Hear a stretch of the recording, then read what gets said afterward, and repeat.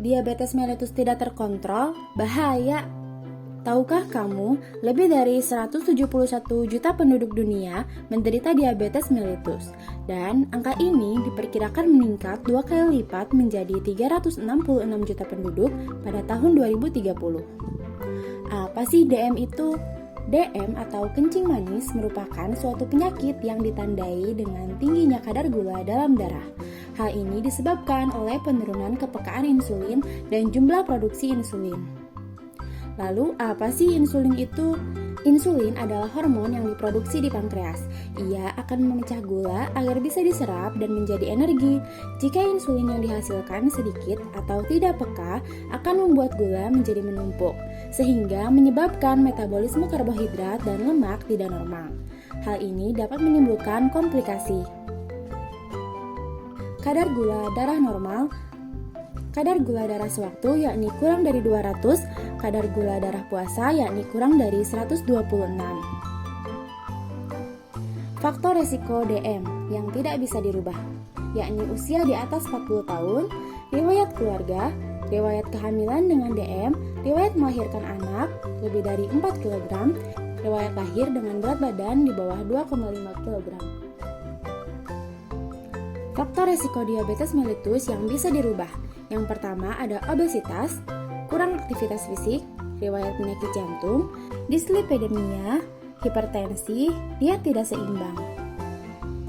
Kepatuhan minum obat penderita DM. Kepatuhan minum obat pada pasien diabetes mellitus penting untuk mencapai tujuan pengobatan dan efektif untuk mencegah komplikasi. Data yang menunjukkan tingkat kepatuhan pasien diabetes mellitus berada pada tingkat kepatuhan yang rendah dan sedang.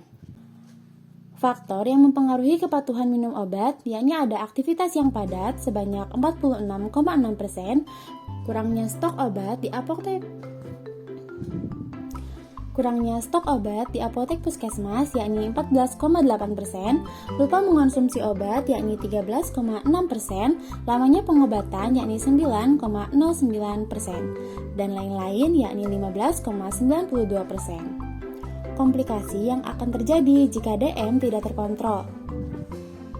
Yang pertama, penyakit kardiovaskuler, yakni penyakit jantung dan hipertensi, lalu retinopati diabetik, gangguan mata atau penglihatan.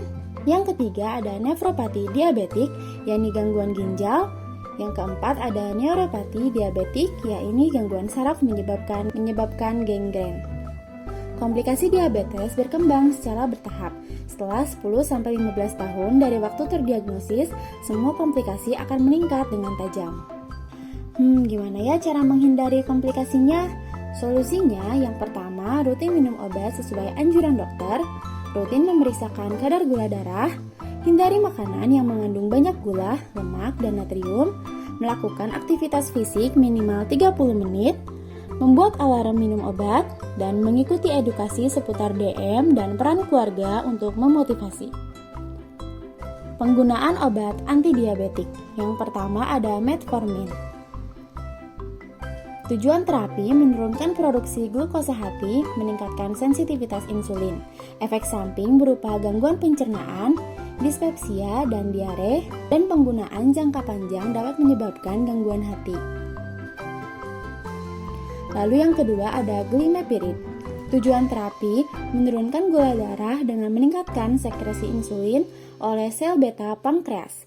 Efek samping berupa hipoglikemia, kadar gula darah di bawah normal. Peningkatan berat badan, pusing, mual, muntah. Lalu ada glibenclamide. Tujuan terapi menurunkan gula darah dengan meningkatkan sekresi insulin oleh sel beta pankreas. Tidak boleh untuk ibu hamil dan menyusui. Efek samping berupa hipoglikemia, kadar gula darah di bawah normal, peningkatan berat badan, gangguan pencernaan seperti lemas, diare, pusing, mual, dan muntah.